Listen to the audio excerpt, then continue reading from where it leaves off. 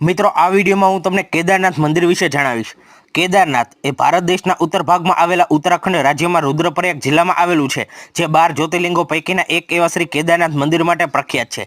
અહીંનો વહીવટ કેદારનાથ નગર પંચાયત દ્વારા કરવામાં આવે છે। આ દુર્ગમ સ્થળે જવા માટે સડક માર્ગ ઉપલબ્ધ નથી, આથી પગપાળા, ઘોડાસવાર થઈ અથવા પાલખી દ્વારા જવું પડે છે।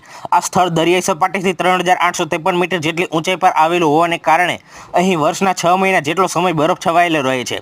કેદારનાથ મંદાકિની નદીના કિનારે વસેલું છે, ત્યાંથી ઉપરના ભાગમાં ચોરાબારી ગ્લેશિયર આવેલું છે। આ સ્થળે જવા માટે ગૌરીકુંડ સુધી વાહનોની સગવડ મળે છે, જે કેદારનાથથી 14 કિલોમીટર જેટલા અંતરે આવેલું છે।